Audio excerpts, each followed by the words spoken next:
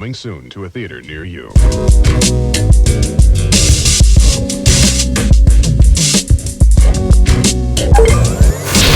Yo, it's your boy Mr. Marin, and this is episode 30 of the Real Ones podcast with myself, Mr. Marin, my man 150 grand RB, my brother. How you doing? I'm doing good, man. Doing good. You know, good. Still grinding. I hear that. Episode 30, we got a returning guest, my brother DJ OOOCHILD. Give it up for DJ OOOOCHILD. What up? Yeah. What up? We in Compton.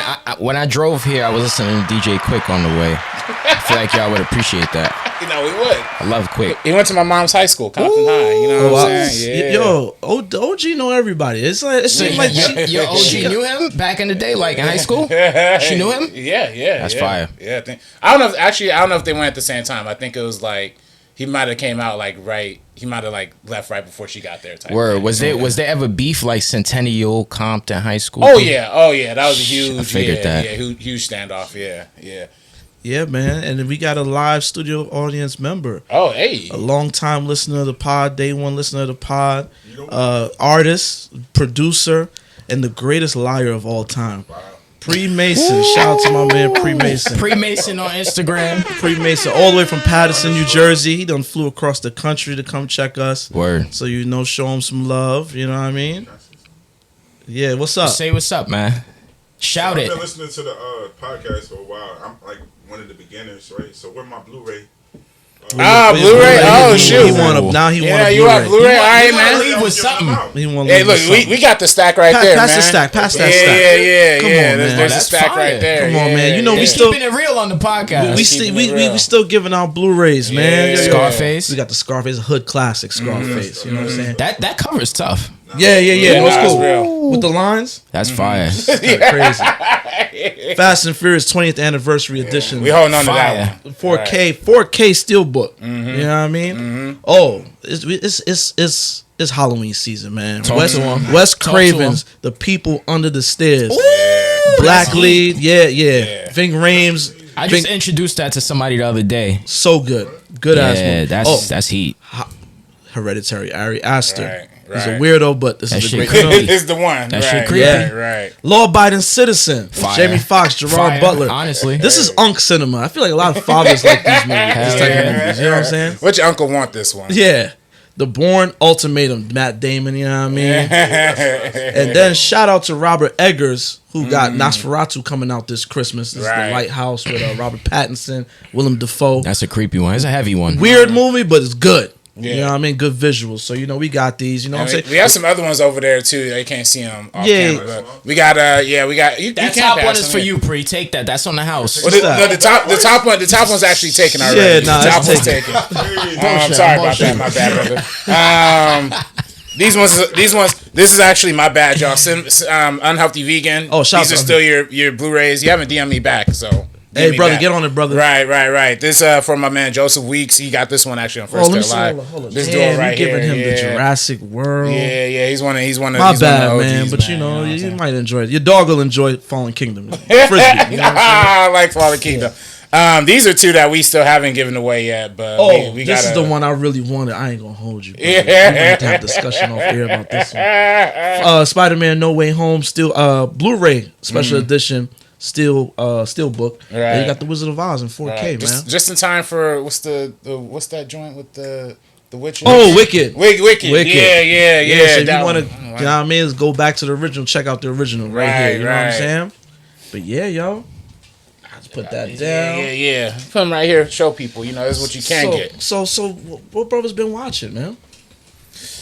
I mean, I haven't seen anything too new. I saw Piece by Piece again. You know what I'm saying? We got to see Piece by Piece. You ran it back too? I got to see Piece by Piece yesterday. Pharrell Williams. It's basically a documentary / biopic done in the style of the Lego movie.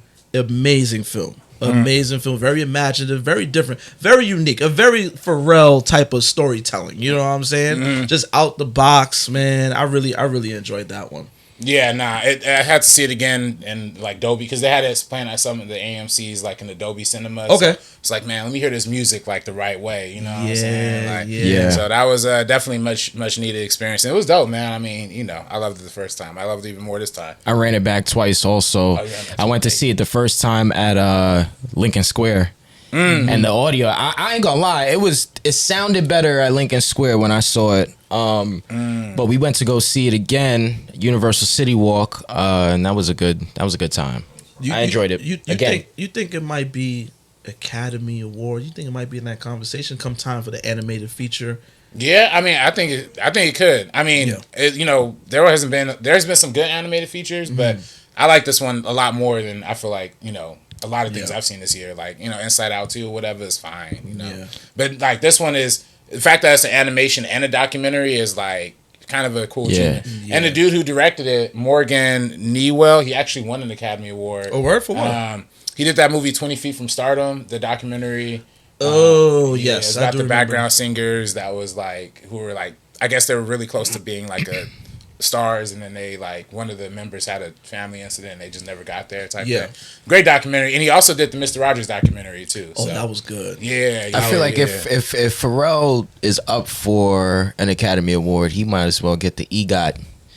You know, start pursuing that EGOT. You gotta get the Tony. He gotta be on stage. Yeah, I know, but he gotta compose a Broadway play or something. I could 100% He's already Pharrell. scoring stuff. I could see him do some shit on the stage for sure. Yeah, for sure. Yeah, composing or like writing like an actual musical or something. Yeah, I can see that. I can see that. But yo, RB, do we have any comments? Yeah, we do got some comments, man. We got some comments as always. This has slowly become my favorite part of the show. We have you commented on the Reservoir Dogs, or sorry, on that intro from the pod that we had. That intro, the Quentin Tarantino response episode. That intro is still one of my favorite. The flex bombs. That was fun. Yeah, that was good. I was watching that back the other day. I was like, damn, that was funny. Yeah, that was all time go to right there.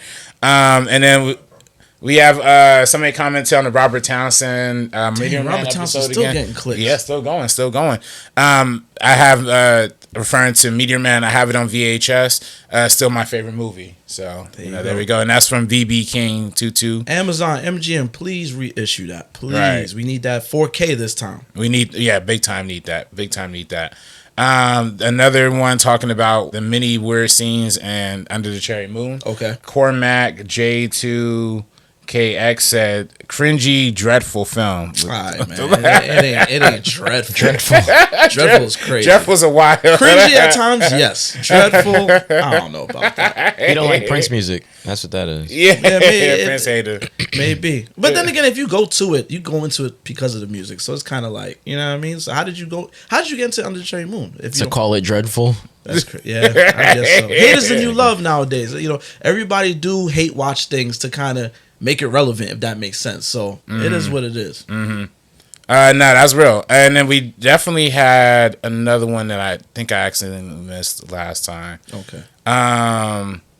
Oh yeah, we don't need to read that. Well, what's wrong with that one? Nah, they just mad disrespectful on the Eddie Winslow. Go ahead, read it. He was like, he's still mad his mom couldn't keep him in or something like that. Like, I don't know. You're talking about me? Yeah. I guess when you're talking about Eddie Winslow not being able to see, you know how they be doing that narrative. What's their name? That's Brandon Boulder. Look here, Brandon Boulder.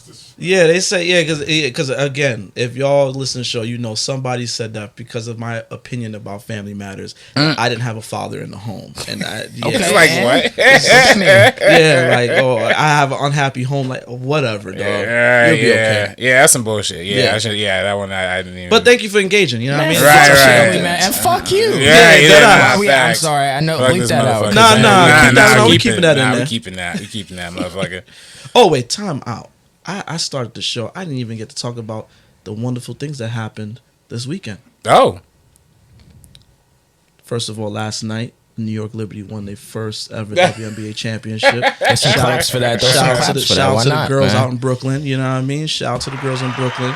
Sabrina held it down. Even though Sabrina and Brianna had terrible games, game 4 and 5, they still, you know what I mean, held it down. Jonquel Jones won MVP. Shout out to Feebick, the rookie, you know what I mean, coming off the bench, cooking her first. A rookie season, she got a WNBA championship. That's ill. But furthermore, what happened last night? Yep. The Los Angeles Dodgers beat the bum-ass New York Mets to set the stage for the World Series with the two-time MLB World Series champs are going up against the 27-time New York Yankees, the most winningest team in sports, the greatest team in sports, the New York Yankees. So if y'all follow me online and you a Dodgers fan, it's gonna get disrespectful the next couple of weeks because you rocking the Knicks right now? Yeah. Okay. You know, I got to show all the pennants. This is all the years from 1927 to 2009. That's the last time we won the chip. I'm just telling you right now because I go places and people want to point out that I'm wearing Yankee stuff. I went to City Walk yesterday, go to park the car. The guy, he gets scans my ticket, right? He's like, "Oh, you're not allowed on the premises." I'm like, "Wait, what?" So, because you're a Yankee fan. I'm like, take this $5 and get the fuck out of my way, bro. Like, this is the shit y'all do. So because y'all do this, y'all gonna birth a villain. So I'm gonna become a villain. And then tomorrow, Tuesday, October 22nd, in the year of our Lord 2024, the NBA season begins. The Knicks is going to play the Boston Celtics. They're going to get their little ring. They're going to get their ring. We're going to see them get their ring. But we are making a run for the title this year. It's title or bust this year. That might put a fire in them, seeing that first game out. Like, because the Knicks are contenders now. It may just be Knicks Celtics in the Eastern Conference Finals. Period. RB, when is your playing Laker team? When do they start? Playing? I ain't gonna lie to playing. Shout out to Bronny. Shout out to Bronny. I was gonna say another week of the Bronny report. Yeah, Bronny report. He got 17 points last game. You know what I'm saying? So that brings his preseason total to 19 points. 21 points. Oh, okay, 21 points. All right. Y'all think he gonna make a skip to the G League and like halfway through the season type shit? He gonna get a couple of reps with his dad and. No, I'm being for real. You know, that's what they saying. That's what they saying. He might need to do that. He probably should do that, but knowing the Lakers, they're probably gonna, not do that because they signed the other dude who was significantly better than Bronny, Oliver or whatever his name was. Okay. He was like hitting threes all preseason, but they did him on a 2-way contract. Bronny's on a single. You know what I'm saying? Yeah, Bronny got the guaranteed. Yeah, he's guaranteed. Bronny got the you're on the team contract. Yeah. Ooh-wee. Shout out to LeBron, man. I wish my pops would. Yeah, me too. Anywho, we here. You know what we doing. We talk about our stuff. We here to talk movies. A big movie dropped this weekend. Do we have the box office numbers for the weekend? Yeah. I didn't get to see that. I think it made $23 million opening weekend. Okay, and then the movie we talking about is Smile 2, man. Smile came out, 2019, the first one? 2022, I think. 2022. Yes. It was it was after pandemic. Right. You know how that goes. People, somebody sees somebody get killed, and it's like this whole Smile thing gets passed on like an infection. Everybody kind of just go crazy, and until eventually it passes on to the next person, on and on. That film was big. Smile 2 just dropped this past weekend. In the 23 million domestic, 23 million international, so 46 million worldwide. 46 million worldwide on what's the budget? I saw somewhere 20 million, 18 or 20 million. It's gonna make money, man. It's gonna make money. You know what I'm saying? So that just dropped. That was we saw that. 28 million. 28 million. 28 mil? Yeah. It's gonna make its money back. Oh yeah. Mm-hmm. But look, Terminator 2, Empire Strikes Back, Godfather 2. Smile 2 is in there? Smile 2 is in there. Really? Better than the original. Yeah, it's better than the first one for sure. Better than the original. For sure. I think what they did, and I don't know who the cats are that made this movie, but they probably paid attention to a lot of the chatter about it and figured out new and cool, exciting ways to have this what is it? What would you consider this thing? Like this entity or this parasite, like they were calling it, how it could manifest in the way of someone who's a pop star. And I'm really interested in what they're going to do next. Would it be an athlete next? Like, is it going to be so it's one of those kind of things. Is it going to be a doctor? Like, because the way they use new approaches to bring these like creepy ass moments into the movie was like, it was so ill. And if you know the first one, you seen it coming a mile away, but it still was like satisfying when the shit went down. You feel me? Yeah. I really like what I liked, especially like with the camera work and stuff like that. It was very immersive out the gate. It was very immersive. The you know first what I'm saying? scene. Yeah, the opening is great. It was like a Call of Duty. Yeah, almost a damn near first person. That type. shit was crazy. Yeah. And then even I just like the way it captured mental illness in a sense, because if you are an anxious person, you're in that theater feeling every bit of that she's going through. And the lead, by the way, who I just realized was Princess Jasmine from Aladdin, and Naomi Scott. She was amazing in it, dog. Oh, for real. Like that's easily her best role. She killed that. Easily her best role. She killed that. She was just manic, anxious. Like she captured all the emotions, and you really felt that every way through in that film, dog. There's a scene that I don't jump too often, and like even in the movie, it wasn't a lot of scenes where I was like, but there was one scene specifically, not to give away too much, but her mother was kind of just forcing her to get on stage. Like, yo, we got to get you on stage. And she's talking to mother. Mom's is looking away from the camera like, we got a lot of people riding on this. She's like, Ma, I can't go on stage. And then mom just snaps. And like, I don't know what it was, what effect they used on the face, but the smile, but the menace. It was an instance where it's like, shoom, you heard a drone, and that shit had my shit like, boom. I said, whoa, this is crazy. Hold up. Yeah, my shit was the scene when it was whatever sent her the video to look at it, and then it's like this looking at some dark corner, and the whole movie I'm like squinting. I'm kind of just like, yo, but then that scene like, wait, what is in that corner? And my dumb ass leaned in, opened up my eyes, boom, scared the shit out of me, dog. It caught me lacking. It was good. It caught me lacking. It was really good, man. Damn, I gotta peep that one, man. It's been a lot of like decent horror movies. Decent horror movies, yeah, man. I gotta peep that. I mean, like, since last year? I think that year, whatever year Smile came out, that was the year horror kind of came back into, what I mean, it was like in prime form. You know what I'm saying? Because the first Smile was originally supposed to be a Paramount Plus release. Yes, that's true. That's true. Theaters, so. You know what I saw that was supposed to be in theaters and they downgraded to Max, Salem's Lot? Oh yeah. Wasn't doing it for me. I didn't do it. Yeah, it was hard to sit through that one. Man. It was kind of. I see why they sent it to streaming, dog. It just wasn't. It wasn't all that, man, and it's a shame because I like them, vampires. I like vampire stories and stuff like that. I thought it was gonna be creepy. Took the lights off of my crib, tried to set the mood. Didn't do it for me. Didn't man. do it. Nah. It's actually Stephen King out of Yeah, that's a Stephen King. Yeah, well, and when they downgraded to Max, he kind of went public and was upset about that. He was like, "This is actually a really good movie." But then we also talking about the same Stephen King that did not like The Shining. Right. So it's just kind of like I heard they started filming Salem's Lot way back in like 2021 or something. Yeah. No, it's been filmed. Yeah, it's supposed to drop for a while now. You know what I'm saying? Yeah. So I don't know. I do gotta peep that one. I do want to peep out Smile. Do you think I should see the first Smile before seeing Smile 2 or? Well, let's ask a studio audience member who had never seen Smile prior. You might not hear him. You might or might not hear him. How did you feel seeing Smile for the first Smile 2, not seeing the original? I think it was good though, but it made me want to go see the first one. Okay. Yeah, I would personally say watch the first one. Yeah. So that you could understand from the rip what the take was on this thing, and then see what they did with it in the second. Or like the concept, just to understand the concept. Okay. So you didn't see the first Smile? Nah, I didn't. Nah, Oh wow. Nah, Okay. Nah. Okay. I just was, I don't know why. I was just like, I think I just wasn't into it. You know what I'm saying? The marketing of it, at least. Like even when people started talking about it, you didn't. Nah, people did start talking about it. I just knew I knew like a couple people who like saw it way early, like, and I was like, this is bullshit. Like, oh what? really? Like, this movie sucks. Like, I can't believe like they're releasing this. Interesting. And then like the movie came out, it was a hit. You know what I'm saying? Yeah. So, I mean, like, because it's a hit, that don't mean it's good. You know what I'm saying? Yeah. But I remember the good conversations about it. Yeah. Because I ain't gonna front. When I saw the trailer, I'm just like, I was thinking about that Blumhouse Truth or Dare. Oh yeah, they had a similar thing with people smiling, like grinning, and I was kind of like, they doing this again. But the trailer was effective, so I went into it. And then when I started hearing about it, I was like, oh yeah, I definitely got to go see it now. Right, you know what I'm saying? Right. Okay, now I gotta peep the first one. It's on Paramount Plus, like currently. So Yeah. Definitely go check that. Yeah, out. I did peep some of your boy Stefan's shit. Breathe.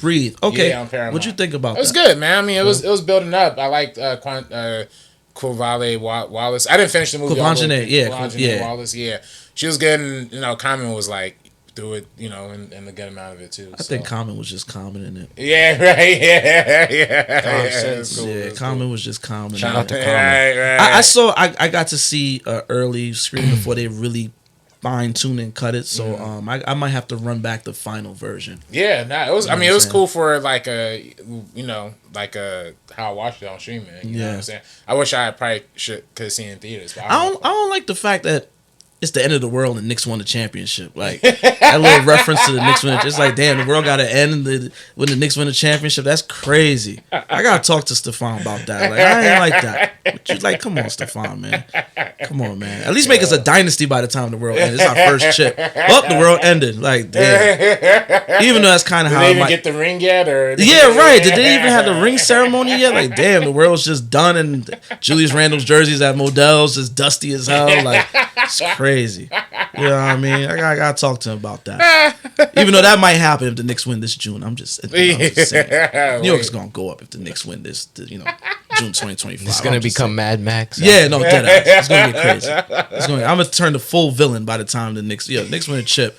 Anybody ever talk to me the Knicks win a chip? It's on site. It's on site for everybody. You know what I'm saying? I because the Liberty won and the Yankees are in the championship, I feel like y'all might have a pretty good chance. You know what I'm saying? Yeah, the New vibes York is repping. The vibes nice, is there, you know? man. The fact that there might be 2 New York championships in like a 2-week span, that's so crazy. Yeah, you gotta get in the Dodgers. You know what I'm saying? All right, man. When y'all see that, we got Mookie. That's gonna be a good ass series, man. When y'all see that, Soto, Aaron Judge, and Stanton 3 back to back to back, y'all gonna be in trouble, man. Y'all gonna be in trouble. But then what about our pitching? Yeah, Garrett Cole got to tighten up, man. He's the best pitcher in the series. There's not a Dodger pitcher that's better than him, but he needs to tighten up. Wasn't Ohtani pitching? He don't pitch for the Dodgers. He don't. I think because he was hurt. So technically, he can't do the pitching right now. He was wilding too. Yeah, but he was nice. He was some crazy one. The way that motherfucker hold the bat, it's like a soldier or like a. Yo, man. I want to say a samurai. I feel like that's racist. Yeah, that's. Samurai sword is crazy. You know what I'm saying? You know. But nah, yeah. Ohtani is nice though. Ohtani is nice. I get that to y'all. He's nice. He's nice. You know what I mean? But Yanks in 6. It's gonna be good. Yanks in 6. Yanks in 6. You know what I mean? Dang, man, but yeah, man. Actually, Pree, did you see Piece by Piece too? Yeah, that's actually dope though. Yeah. I got inspired though, but I feel like if Timberland came out with a movie like that. All right, man. See, right the day before, we playing music in the car. He gonna try to pit Timberland and Pharrell against each other, and it was going in for Timberland. He asked who's better. Yeah, who's better? And it was like, nah. We saying Pharrell, nah. And it's just like he didn't even know all the shit that Pharrell did. He watched the movie, he's like, damn, I didn't even know he did all of that. I didn't even know. So it's like, how you gonna argue down something? It was inspiring. Yeah. How you gonna argue down something you didn't even know like that, man? I mean, it's just in my nature, though. Go against the grain, bro. So just go against the grain, just to go against the grain. He's a contrarian. Yeah, just to be a contrarian. So you a trolling contrarian? I mean, I wouldn't consider myself a troll. It's just natural. Okay. Hey, that's it. What are your thoughts on Tarantino? Let me stop. Yeah, y'all don't want to see furniture move up in here, man. Bring that up. I will say the funniest part of Piece by Piece for me is when like Pusha T had to go back to like drug dealing. He just the Legos pitching drugs is crazy. They have the giant dollar bills. He's like, yo, you don't get here in 15 minutes. I'm giving this beat to Jay-Z. I'm like, yo. The funny part was that you see when he was talking to Snoop, he was trying to replicate the smoke, but they had the PG spray. PG spray, yeah. Making all like the PG spray. That was funny. I like shit like that. Clever, clever tongue-in-cheek stuff like that. Did you peep the little Easter eggs of the album covers in the labels when they were going to all of the labels, the album covers that they had up, the Lego joints? Oh yeah, like the Stevie Wonder. Yeah, but they had mad hip hop deep cut albums that they did Lego joints for. It was fire. It was fire. That was crazy, man. That was a good. I really do. No, seriously though, I really do hope they get like some type of award consideration for that one. Yeah. I hope they push for it. How is it doing in theaters? Is it doing like so business? It's okay business. Yeah, it made like $7 million so far on a $16 million budget. So okay. Not the biggest budget. I mean, it might really kick up in streaming anyway. That's really the long play. You know what I'm saying? You know, that's a fact for one, and two. There's also some merchandise that came out with this. Oh, like the actual Pharrell. Legos. Yeah, I copped the set. He put out a few joints, like limited joints with Lego. So that merch, that might be really what. That's the move too. Right. So again, we back to Halloween spooky season. What would you think? What's your top 5 scary movies of all time? Damn. Oh man. Okay. Damn, I didn't know you was gonna ask that. I should have been prepared. I gotta throw. I did that last time. I think I could do this. I think I'm gonna say Tales from the Hood. Yes. I'm gonna say I'm gonna put Halloween and the joint. Here we go. The joint where they was inside of the house and they Halloween Resurrection. With Busta Rhymes. That shit is ass. Fire. That shit is ass, dog. Yo, why is Busta Rhymes fucking up Mike Myers? Like, why? That nigga, he went off with the jumpsuit. Trick or treat, motherfucker. Trick or treat, motherfucker. That was hard. No, it was funny when he confronted Michael Myers. He was putting his hand on. It's like, yo, what are you doing here? Yeah. He thought he was a stunt dude. That was hard.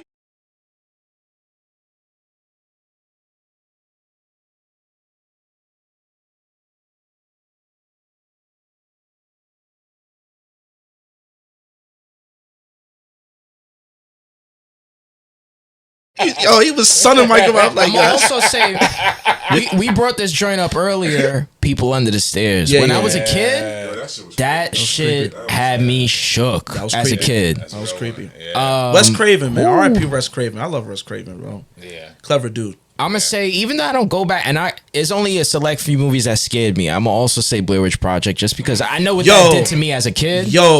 RB, I know you was very young when that shit came out. Dog, the vibe outside when Blair Witch Project came out, they was promoting it like it was a reality, like it really happened. Yeah. And that was viral, but way before viral, because the marketing to that, it was like, yo, they found this footage, yo, they don't know where this person is at, da-da-da. And yo, my mom, remember Mommy and George went to go see that joint? Yeah. And they came back and told us what it was like. And I was like, oh, I remember, I never forget, whenever we would drive to City Island, we'd drive past some woods. Yeah. I used to think I saw the Blair Witch in there, son. I was like, oh, shit, what's that? That's real. Like, yo, I was shook, son. I was like, yo, that shit's real. Yeah. And I'm also say, lastly, and I might regret some of these picks, but it is what it is. This is what I enjoyed, and this is what hit me. I mean, yeah, whatever you Last one is Hereditary. Oh yeah, yeah. Hereditary had me. In terms of scariest, That was a weird ride home. Yeah. We were quiet. It's like, damn. And we was like bored that night. We was like, let's go see a movie. Where we went to Sheep's Head? No, we went to Linden Boulevard. R.I.P. That's not there no more. We went to Linden. Just so y'all know, Linden Boulevard is right across the street from the Pink House Project. Big project. So right now, they making it a food bazaar, a supermarket. It was a multiplex. Yeah. Ah, that's sad. East New York, man. Multiplex that's best known for people shooting at the screen during Exit Wounds with DMX. Fire.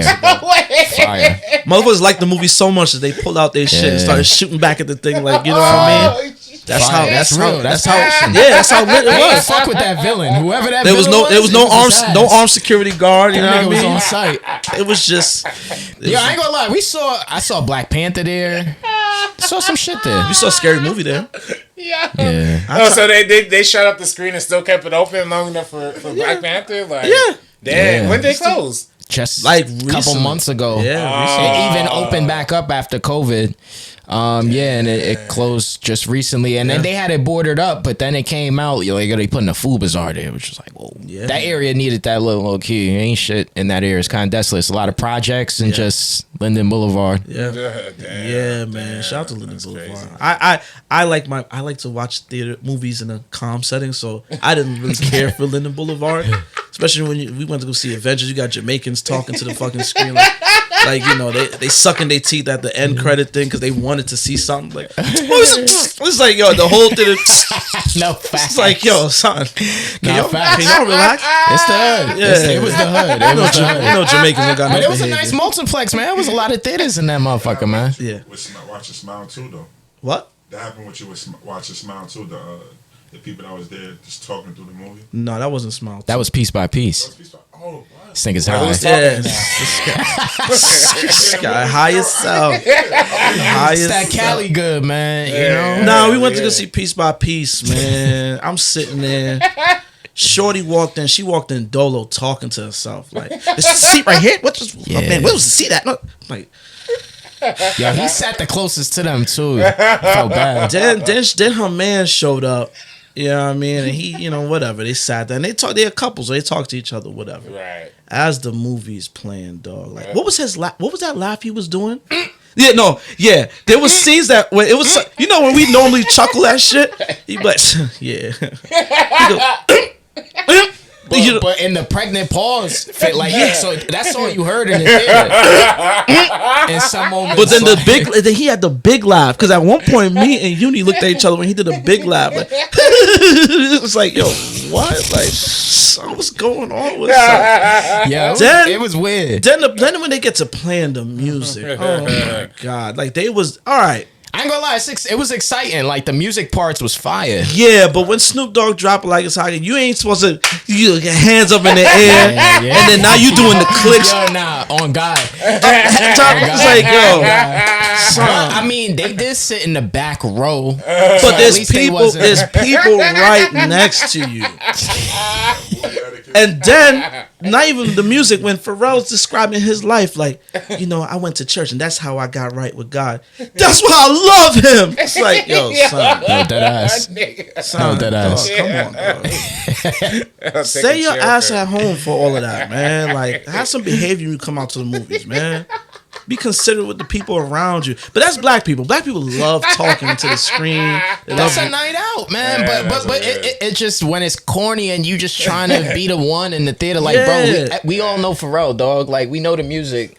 It's alright. Just enjoy it, bro. Yeah. You don't gotta mention it. You're the only one. You're the only one making mad noise. Like, damn. Yeah. I'm telling you, when it's dropped like that, when it stopped, the little clicking, she's still doing it as the dialogue is going on. Oh, now I'll be tight. Like, yo, come on. No, you would have been tight. Yeah. Like, you know, we enjoy the movies, we talk shit, little quips, but no, you would have been tight. No, some quips is like me, you know, I like quips. Like, I could quip, I could laugh type shit, but when it's like I don't mind talk when it's a horror film. I don't mind that. Yeah. That's fun. That's fun. Like, when you go see horror movies with black people, that shit is fun. Legendary. We got Pree here. Legendary Highway 5 theater. Oh, time out. Highway 5. This is. He was part of the You Got Served melee. Oh, the war. We gotta tell y'all. Yo, I always call it the war of defining moment. The war of You Got Served. You Got Served when it came. What year was that? Oh, 06? man, let's 05? look that up. You Got Served. I think it's 05. Yeah, it was like 05, 04. 2004. 2004. 20 years ago. Damn, son. So I'm going to swing the mic over this way. Okay? Because first of all, let's set the stage. Highway 5 in Fair Lawn, it was like on Route 4. It's a local movie theater. You know, we lived in Elmwood Park, New Jersey. So it was like we would walk up to the theater. I know from personal experience, the movies was like, what, $8? Yeah. If it was a group of us, I'll stand outside the theater. We all chip in $2. I go and buy the ticket. Then I go to the back and open up the door for the home movie. He would have got indicted if it mattered. I definitely did that. I remember for Batman Begins, I did that. And I was unaware that the entire hood was in back of that theater waiting to get in. So when I opened up the door, I got trampled. Everybody got to see Batman Begins for free. You know what I'm saying? You know how many times that shout out to that manager. He used to chase us around that theater. But man. it was a legendary mom and pop 5 theater joint. Yeah, like 5 screens, something light. You know what I'm saying? Definitely a fun night. The movie's Friday, Saturday night. You know what I'm saying? But these brothers went to go see You Got Served. Deep as hell. Dupree, please tell the people that story of the night when You Got Served. I can't remember that, bro. See, this is why you don't smoke. See, you're not supposed to smoke because he can't even remember the shit. But long story short, I remember niggas went in there because I heard about it at school the following Monday, but y'all went in there, saw somebody from another town, got it shaken. It was an argument, but then amongst yourselves, y'all started beefing, and then started fighting each other. Somebody from remember that, yeah. And it was legendary because it was You Got Served opening weekend type shit. Wait. So why was you fighting with? So what's the? random. It was random. I don't know why. It wasn't. I didn't cause it. I think it was Keith that caused it. Like a guy, somebody was talking crazy. Jokes and ego, high school shit. Yeah. Like, but it was a legendary melee, man, and that was just known as these cats. They never even finished seeing you got served. You know what I'm saying? They just. So have you seen the end of the movie? Do you know what happened at the end of the movie? Nah, you just. Damn, Nah, you never saw. We gotta get the Blu-ray. Wait. I'm gonna gift you that, brother. Wait. I'm sorry. Wait. So, at what part of the movie did this fight break out? I'm not even sure, though. No one did nut Out the asses. theater though. I remember hearing that. It came out the theater, like, Yeah, so it was still mid movie. Yeah. Type shit. No one did. It No even one started yet. No one did nut asses. It was probably a love scene or something calm that they just decided to start scrapping. Knowing them, you know. I also remember what movie was it? We was in Highway. Can't see the nipples, son. What movie was that? Oh, I can't see you when you yelled that. No, I didn't yell it. Somebody in the theater yelled it. Can't see the nipples, this son. Shit, they used to fuck up the projection. Like, so there was a scene. It was a sex scene. It was a horror movie we was watching. No, I don't even think it was fucked up. I think it was just a sex scene. It just didn't show the titty, and the dude yelled it out. No. The film was fucking up. I remember this vividly because it was one of them. Film was fucking up. Everybody was just kind of awkward. The audio come off when the film start fucking up. Everybody was just quiet, and somebody in the back was like, "Hey, yo, I can't see the nipples, son." The whole shit went up. The whole shit went up. It was like, it was one of them theaters, bro. It was one of them theaters, man. But Highway 5, legendary. Shout out to anybody from Jersey that know of it. They shut it down. They turned it into a spa, a happy ending spa. Yo, Wait, are you sure it's not a medical? It was a complex, and they put a spa in there too. And Fairlawn was trying to get it taken out the town because there was some shit going on. Anyway, man, but shout out to Jersey, man. Right. Yeah. Well, man, hey, you might have seen Robert Kraft pull up over there or something. You know Oh what I'm yeah, saying? freaky ass Robert Kraft and Deshaun Watson too. Nasty ass. He be going to the happy ending spots? Well, I think That's how he got caught Yeah, up. I think they say he forced to join on the team forced it. Yeah. for the happy, Just like the happy joy. Yo, that's crazy. massage. Yeah, That's not funny. Hey yo, Yo, what horror movie we talking about today, man? Yo, man, you mentioned one specific one that I know we all love here, and that's Tales from the Hood. Tales from the Hood, which next year turns 30 years old. I remember Tales from the Hood when it came out, man. I remember seeing the trailer and the commercial rather, and seeing David Alan Grier in that joint and being kind of fucked up because I remember him from In Living Color. So I'm like, why is he so mean? Because in the commercial it's like, I will talk to him. I was like, yo, But even why are you so serious? What's going on? With that bro? being said, watching the commercial, how would you explain this movie to somebody? Because the commercial you couldn't really. And that's the problem with the film. This is why the film failed, because Rusty Cundieff said that he don't think they knew how to promote. How would you explain it? What you mean? Like the movie, this like how would you explain the movie? Just a collection of tales. Yeah, it's an anthology horror. It's an anthology horror that basically takes place in the hood, and it deals with a lot of horror with social messages. Just think Jordan Peele before Jordan Peele. Yeah. Because it's so crazy. When Get Out came out, as I was leaving the theater, I was like, yo, people are going to understand Tales from the Hood now. Like, this is where, and sure enough, after Get Out came out, Tales from the Hood got its resurgence of love. I heard that for a long time they couldn't find Tales from the Hood, the original master, the original print, to do a Blu-ray and none of that stuff, and they ended up finding it. And shout out to Scream Factory, put out that nice Blu-ray set that I definitely copped on day one. You know what I'm saying? Yeah, man, I remember seeing that commercial, bro. And the devil, Clarence Williams III playing the devil, which that was the big twist at the end of the film. Spoiler: it's almost 30-year-old film, man. If you ain't see it, like, go run that. But basically, he's a mortician. Joe Torre, DeAndre Bonds, and the brother that was in Men's Society doing the low bop when he was running. What's his name? His brother. What's her name with the cousin? Yeah. That got Kane smoked. Huh? Stacey. Yeah, Stacy's cousin. Yeah. So they go into a mortuary because there's a stash of drugs that they going to get. I guess that was like the stash spot, and he ends up telling them stories, just waste their time for like a good hour. Then by the end of the film, you find out they were really in purgatory all that time, and they're really on their way to hell. You know what I'm saying? But the film, man, it deals with so much social issues mixed in with horror, man. Starting with the first tale. First tale is dealing with police brutality. You know what I'm saying? Brother is a cop, Clarence. He's a cop, And I think he's on his first ride, you know what I'm saying? White partner. Yeah, white partners, you know what I'm saying? And they stop a prominent political activist and Martin Morehouse, and they beat his ass to Billie Holiday's Strange Fruit, which fucked me up as a kid. That was a good, that was a good contrast. But that song has an energy to it, man. It's haunting. It's an anti-lynching song. Yeah, I know. Yeah. You know what I'm saying? Yeah. It was a statement. Yeah. And, you know, so they beat his ass to that, and that's right after the Rodney King situation. Yeah, so that was still fresh in the public mind. You know what I'm saying? And then, you know, when they go on to dump his body, they shoot him up, and they just throw these 2 random fresh bricks in his trunk. Like the 2 bricks, y'all got to show the clip of the 2 bricks. Just clean bricks too. And his trunk was clean as hell. You know, nigga got something in his trunk. Come on, son. She just had these 2 random bricks. Like, hold up. He didn't even have dry cleaning in his trunk. Right? Yeah, it's just nothing. Like, it's just nothing in his trunk. It's just like, like it was such a clear. It was a clear, like, you know what I mean, clear planning situation. But then he comes back from they go to piss on his grave all crazy, desecrate his grave, and come back from the dead. It's a classic zombie horror, but with, you know, the little social twist to it. So that was ill. That was super ill. That out of all the tales, I think that one's probably the most scariest. That one and maybe the doll one for me. Oh, we gonna get to that. Yeah. What's the second one? The second joint. Was that the KKK or no? Nah, Boys Do Get Bruised. Oh, okay. That's the joint with David Allen Greer. That was the scariest. Oh, right. And Lil that Man, one to me, I think, as a hits kid. me the most. Yeah, that fucked us up mentally as kids because, you know, I mean, I ain't saying brother's been abused, but you know that's what was happening to a lot of people, and you know that's how they see these people that's abusing them, that they're monsters. You know what I'm saying? So the whole thing with David Allen, and it was cleverly shot.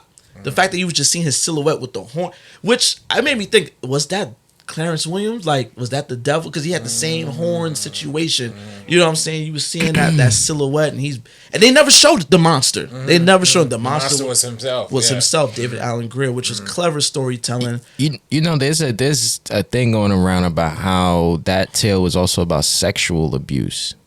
Where'd you see that? Yeah, so I heard that there was a conversation that I heard about how that tale was also about sexual abuse, physical abuse, of course. But you remember in the beginning, kid is in bed asleep, and the monster's coming in his room. Then he just lays back down, and it fades to black. And they never visit that part again. You know, him in his sleep. So yeah, because why would you need to beat him if he's already sleeping? That was kind of insinuated, like. Damn, that just blew my mind. Yeah, see, almost 30 years later, you could still unravel layers of that film, and that's crazy. I didn't think about that. Yeah, hopefully Rusty sees this and wants to chime in or respond to that, because I'm curious, which makes it even deeper. It definitely scared the hell out of me as a kid. Oh yeah. When he started twisting that, when he started doing that, because that's another thing I saw in the commercial too. I was like, yo, what the hell is that? Like when he started twisting the drawing, and he's all contorting. Shout out to Mad Screaming George. I think that's the name of the makeup art. Crazy. That's just some sick shit to come up with. I think that was a great payoff to see as kids too. Like, hell he got his triumph. Yeah, exactly. You know, saved his mother and stuff like that. So that was dope, man. Hell yeah. Yeah, and then it's like you said, it's not even just the horror of like himself, the kid being abused, but like watching his mother like go through it too, you know what I'm saying? Like, Paula Jai Parker, that's Penny Parker from the Penny Proud from the Proud family. Oh, I didn't know that. What was the mom? Is it Trudy? It's Trudy Proud, Trudy, right? yeah. Yeah, that was Trudy Proud. Paula Jai Parker. You didn't know that? No, I didn't. Yeah, she voiced her. Yeah. You know, we talked about her previously on the show in the She Hate Me. Episode. Exactly. But you know, a lot of it was also, as we got older, it was also a lot of funny things about that. Like, boy must have had weak bones. Yeah. So the kid was drawing all his monsters in his life, and one of them was the bully Walter. No, Walter's the name of the kid, but he had a bully. Tyrone. And then he crumbled up the kid, and the kid apparently just contorted like that and fell down the steps, I guess, and broke every bone in his body. And that was the famous. The boy must have had weak bones. How do you break both arms and legs falling down? Boy must have had weak bones. That shit, we quoted that shit a lot as Facts. Boy must have when somebody get injured. Somebody boy ball must have up. weak bones. Yeah, somebody ball up. You guys, your boy must have weak bones. And then the next tale, Shout out to Paul George. Yeah, that's the senator situation. Paul George. That's sick. Yeah. KKK comeuppance, which I think that one traumatized all of us as kids. So I know me, I had a lot of toys and shit like that. So you see Toy Story, it's just like, oh yeah, whatever. But then when you see these little dolls running around on motherfuckers, and that fucked me up. And basically that one was this think of what David Duke was his name? Duke Maker. No, I'm talking about the real dude. Oh, David, yeah, David Duke. Yeah. Former Klansman, became politician. So this is inspired by him, where your man's coming, he's trying to run a political campaign, and he sets up his campaign headquarters at an old plantation. And we see early on the community is telling him that the dollhouse, they call him the dollhouse, like they're like, yo, it's cursed, and he's just kind of like, whatever, like I ain't scared of no goose, no ghouls, ghosts or whatever. And he has a clever thing. The only spooks I'm afraid of are the ones with guns, which is crazy. You know what I'm saying? So his mans, the doll trip up his mans. Roger Guinevere Smith, who plays Smiley and Do the Right Thing. The doll trip up his mans, and he's kind of still in denial about it. And then he spends the night at the campaign office, and that doll pulled back up on him. They also the messaging got heavier and heavier. Like the people were telling him, and he was responding to the press. But then when at his man's funeral, the dude was like, the dolls and the dolls and the dolls. Yeah, he's like, oh shit. So then he started to see. He was like, oh, it's getting real. He get in the limo, the doll in the limo. Yeah, the doll. How you hitch a ride in the limo? Son just chilling like, chilling in the limo all crazy. Like, yo, they gonna haunt you, fam. And that night, like you said, he stuck around at the campaign office, aka the big house. Yeah, the big. Yeah, that was the big house. Up. That was the big house. Came off the painting all crazy. That was a great scene. That was a great scene. Just seeing him kind of get chased around by the doll. He shoots up the doll. He's talking about he's gonna shoot his little balls off, shoot him up all crazy. Then when he goes back in the room, you see the little missing people, the little dolls. That was great. I love that joint. That messed me up big time as a kid. Big time. Like I still get creeped out when I see the little grin on the little doll. The effects were dope. No CGI. No CGI. It was like stop motion. That shit was fire. He was breathing all crazy. Oh, when he was running across the field? You gotta put that clip. First person view. And the score. The score with the banjo, the violin. That was I forget the composer. And I think he did like Us. I think he composed Us as well. Christopher Young. Yeah, he did. What films he did? Let me see. He in the 2000. He did. He helped with Spider-Man 3 a little bit. Oh, okay. But then what did he do solo? He did Pet Sematary. Yeah, Pet Sematary. Sinister. Oh, okay.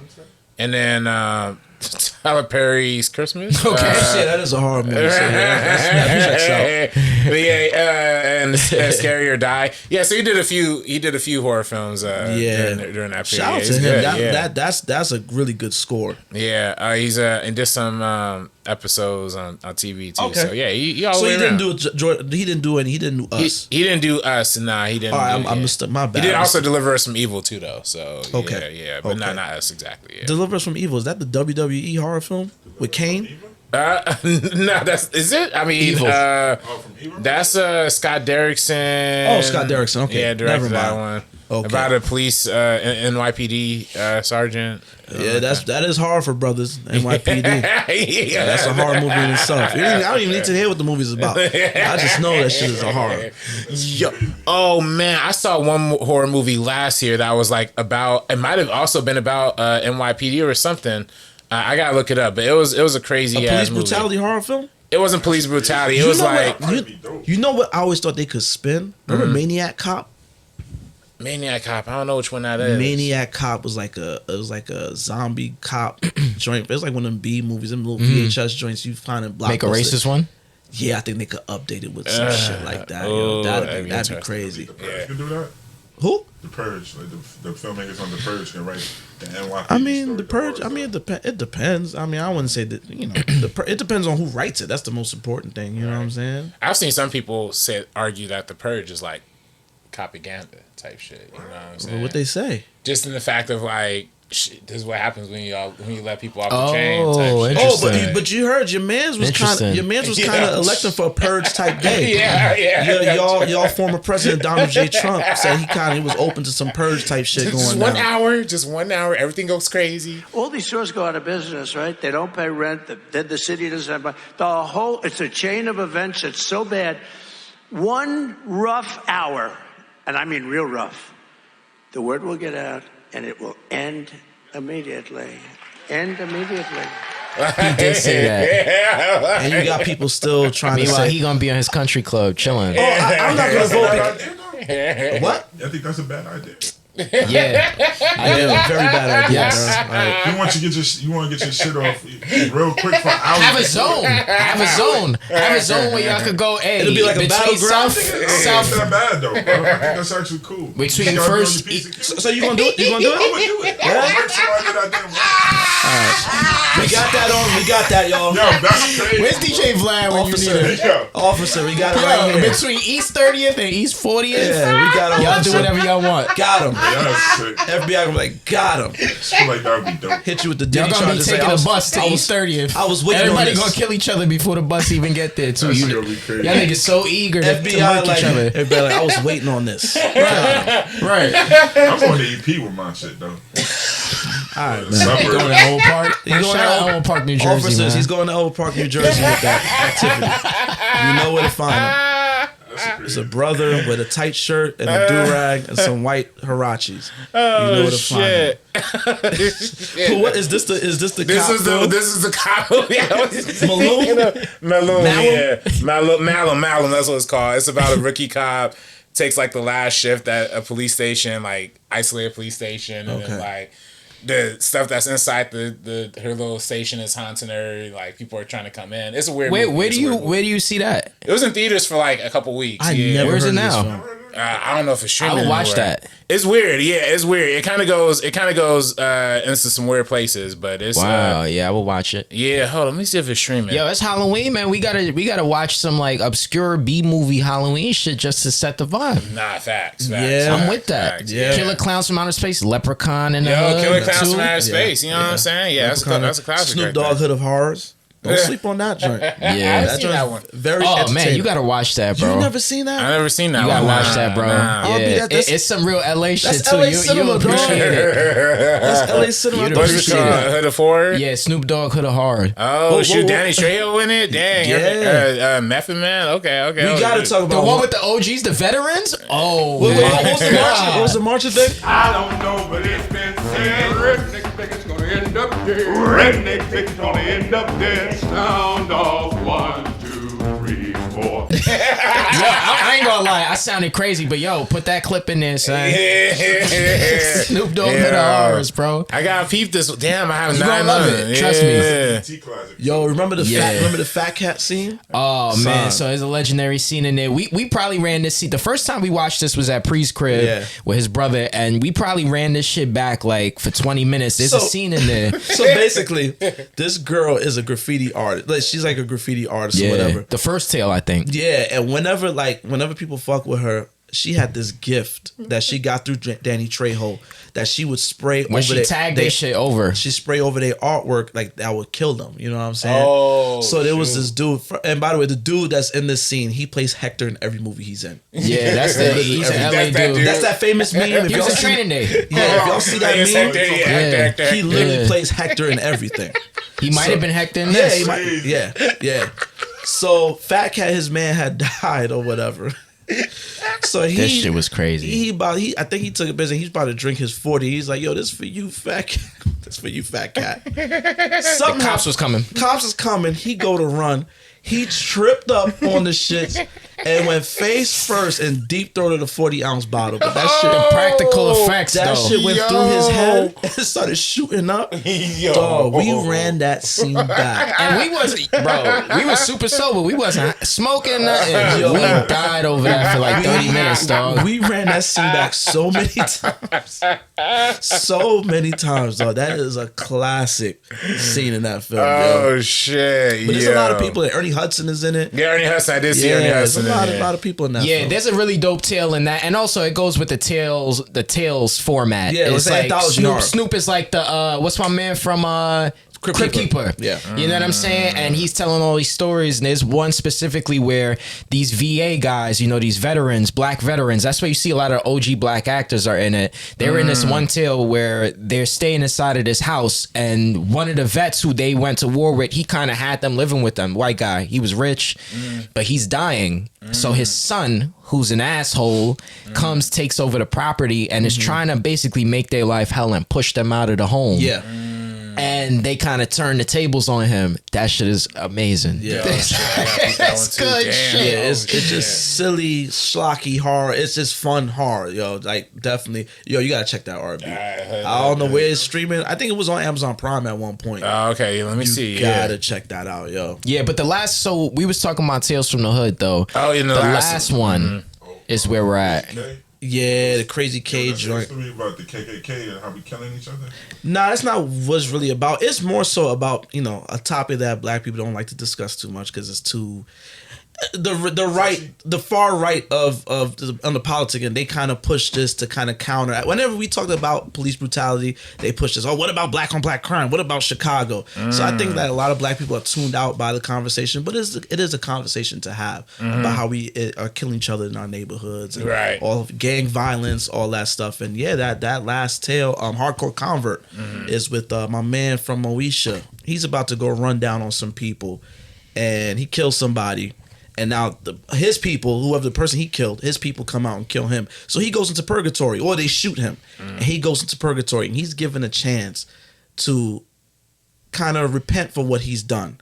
And in doing so, like, he meets up with Rosalind Cash. Lamont Bentley. Lamont Bentley. He meets up with the great Rosalind Cash, who this was actually her last film role. And she basically is trying to convert him over and to show him, you know, explain. She has this whole soliloquy, this one scene where she's showing him a montage of black on black violence, KKK violence, and all that stuff. And she kind of tells him, like, yo, who was the world's first murderer? Cain was the world's first murderer. He killed his own brother. How many brothers have you killed? Like, you know what I'm saying? Like, they really, this film, cut deep. The script, and some people call it heavy-handed. People don't like messages like that. Imagery. The imagery with the messages, it just nails it. It just knocks it out the park, and it's like you can't help but feel a way when you see that joint. You then know the what I'm montage, saying? the Spice One montage. Yeah. Born to Die, Spice One, which is a crazy song, but yeah, like it really drives it home. And then then there's a scene where he's put in a room, and it's if you can't watch strobe lighting, this scene is gonna fuck with you. But there's a lot of strobe lighting going on, and he's seeing his victims, and his victims is talking to him. So much so that a little girl who was just an innocent bystander talks to him. She's like, yo, I was playing with my toys and some shots came through and blew out my chest. You know what I'm saying? And and then he's given a chance to kind of repent. And your man says, I don't give a fuck. I don't give a fuck. I don't give a fuck. He says that until we bring him right back to where he's at, bleeding. He said he don't give a fuck, and the people kind of finish the job, and that's that. So it's kind of tough. It's like, it's really talking about black on black violence, gang violence, and all that stuff. And then, then it turns to find out. Yeah. The realization, they find out they in hell. Yeah, that's how. Then we find out that Joe Torre, DeAndre Bonds, and your man Stacy's cousin, they killed him, and then we find out that whoever Crazy Case people were, they killed them, and this is why they're now at the mortuary and on their way to hell. So, Tales from the Hood, man, that was a quick little run through of Tales from the Hood, but 5 out of 5, man. Yeah, Tales from the Hood is skips. Yeah, no, that's although depending on the day, I might skip that last one, man. It's too heavy. It might fuck my day up. It's too heavy. What's crazy? As a kid, I didn't, because I wanted to see something scary. That it wasn't really connecting with me as a kid. As a kid, I always thought that was the weakest one until I got older. As a kid, it was scary as hell to me because it was just mad blood and violence. And I mean, as a kid, I was scared of Menace to Society when I was little. Me too. You know what I'm saying? Me too. I think that montage scene with the images, that kind of spooked me as a kid because it was like, oh shit, like that. I realized it was real. You know what I'm saying? And yeah, like that scared me. But other than that, I was like, yo, it didn't have the straightforward scares that the creepy dolls have, or the monster, or the zombie. You know what I'm saying? But it nailed it. It really was going off from the messages. You know what I'm saying? I mess with that, and I think that's why like the film kind of had such kind of divided people a little bit when it came out, but I think has much like stronger cultural resonance like now. Absolutely. Because like all of those things, they all did have individual plots like in the anthology, but all connected to a greater vision of trying to say something. I've seen places put this as it's a horror comedy. Ain't nothing comedic about it. Is there humorous moments? Yeah. But this film is not a comedy, man. This shit is real shit. You know what I'm saying? They probably saw Rusty attached to it and automatically said, "Oh, yeah," because he was in Fear of a Black. Yeah, he used to make I did watch recently. I watched Fear of a Black Hat recently. Y'all got to do Sprung for Valentine's Day. I ain't gonna lie, that's a good one. That's also Rusty Cundieff. Yeah. Oh, for real. Good. It's okay. Sprung is okay. It has moments. Yeah. Okay. He did spoof movies. Rusty, he did spoof movies like that. Spoof movies. Fear of a Black Hat. Fear of a Black Hat. That was like CB4 before CB4. Actually, low key. Low key, but they both came out around the same time. Or you think the people was thinking about Tales from the Hood 2, 3 that made them look like they had that outlook on part 1? No, this was in the moment. I remember going to like video stores and it'll be like horror comedy. You know what I'm saying? They kind of tried to do that with Get Out. Remember they tried to nominate it as like a comedy. Think about who's in it though. Joe Torre, Dag, Rusty Cundieff. But then again, I can see slightly more of an argument for Get Out than like probably Tales of the Hood. Yeah, you know word. Is that the one thing with Get Out, like it does like I'm like horror movies, like it ends on a comedic beat, like a real strong comedic beat. Yeah. So it's like, it does. I kind of see that one being like a little bit more. I still wouldn't say it's a comedy. It kind of puts it more in like the thriller category than like straight up horror. I'll personally say. You know and now that we debating this, I was just telling OOOCHILD the other day that there's people that will put Juice in the horror movie category. How do you feel about that? I don't know about that because that's regular hood shit in that movie. But you gotta think about the people that's saying that. They might not be exposed to that. Like to me, Menace, when I was a kid, Menace was scared to me because there was a lot of violence. The first time I seen Juice, I was also a kid. That's one of the movies that made me want to be a DJ. But I didn't think it was a horror at all. Like, I mean, there's jump scares in it. There's a lot. Tupac kind of becomes. Tupac is like but that's real. That's real shit. It's real shit like that. You know somebody. Mad OGs told me when that movie came out, they knew somebody just like Bishop. In they hood. Yeah, that is the conversation. Was hype, had the fade because they saw Tupac and Juice, and had the gun and was trying to be Bishop. Even before the whole film with Pit Bishop and the aesthetic of Bishop, there's just people just having the gun and just being hyped. Facts. They just hyped. It's like, I got it. Like I'm God right now. You know what I'm saying? That's something that we see to this day. There's a lot of people with strong feelings about stuff. It's like, I'm gonna go air out the spot because I'm tight about this. I could do that. I'm gonna go postal because I could do that. You know what I'm saying? It's that same type of but I wouldn't consider it a horror, man. Yeah, I've seen a lot of people put it on horror lists, like horror movie watch lists, and they're like, Juice. I'm just like, interesting. This is scary. They're black. They cut school, and one of them has a gun. Somebody, I think Variety just put out 100 best horror movies of all time on their website. Let me see what they put as like the top. Yeah, let's talk about the top 10 maybe. Okay, let's do that. I like this, man. This is an extended cut. I don't even know. I'm just talking shit, yo. Yeah, we just going for it. We gotta throw that in there as an honorary mention. Yeah, 11. They put 11 as Alien, so that's big ups to that. Ridley Scott, Alien. It's horror science fiction. Yeah, but the alien is the monster. You know what I'm saying? And the fact that you don't see the alien most of the film. If there's a scene that they revealed years later, like there's a scene where he's looking up at some chains. The alien is there hanging, but it's just so dark. Like, you know what I'm saying? But it's so it's hidden shit. Yeah, but it's now as if you watch the Blu-rays and stuff like that, now you see it. But think about 35 millimeter, 70 millimeter grain back in the day. You couldn't peep that. You know what I'm saying? I've been seeing some people be like, "Oh, this is how Batman '89 looked in the '80s," and it'd be mad dark. Yes, somebody scanned Batman '89 and put it on Twitter. I remember George, who we had on the show before. I remember when I was talking to him about Batman years ago. He was like, "Yo, when I went to go see it, it was just mad dark. I couldn't see nothing." I was like, "What you mean you can't see nothing?" But it's like we so used to VHS, the DVD. But it was like, nah, the original film was very Tim Burton, the color graded, very dark. Like Dark Knight. Yeah, hey, that's interesting. Yeah, I didn't realize that. But yeah, number 10 is Carrie. They put Carrie on there. Carrie is one. Carrie is. You ever seen Carrie? Yeah, Yo, I love that scene when she gets splashed with the pig blood, and they do that cut when she's looking around, and you just see, boom, this closes. I fucking love that. And scene. it's like the kaleidoscope vision. Ooh, I love that. Yo, it's tense. Even the score is like, and she, Sissy Spacek, her eyes are just haunting. Yeah, when she's looking around, that closes. I seen that for the first time a couple years. I think after COVID or during COVID. I just in the crib. I said, let me watch. That shit was fire. Yo, big fire. That was good. No pun intended. Because, she does burn everybody up. Yeah. Right. Yo, her mother, though. Was wilding. Her mother was wilding. That was a creepy one, That's man. that religious shit. The mother was wild religious and keeping her locked up in the crib. That didn't remind you a little bit of, what's it, Pearl? Yes. Yes. Let's go. That is definitely very reminiscent of Pearl. Yeah, Another good shout out to Mia Goth, even though they swept your little case under the rug. It's all good. Complexion for the protection. You beating up people on set and getting away with it. But Jonathan Majors. Who, Shorty? Yeah, a guy? Yeah, a guy? Yeah, extra. Yeah. Extra that she kind of. Oh, she beat him up? Yeah, she did some wild shit. Stepped on his hands during the thing. And then, like, when he went to the bathroom afterwards, he heard, she was like, yeah, I'm a fucking, like, I could do that. Oh, like, she bad? Yeah, that's what they said. Where's she from? Where's she from? She said she was living in British. Yeah, she was living in London and Brazil. And she had a little voice. And she dated Shia LaBeouf too, so So you know she's crazy. She gotta deal with her. She crazy. She do look good. Okay to me. She like white girl. She cute. White girl cute. Exactly. Yeah. If you seen Nymphomaniac, you know. She is a Nymphomaniac. You right. She wildin'. She wildin'. Yeah, she wildin' that movie. That whole movie is one. We can have a different conversation about that one another day.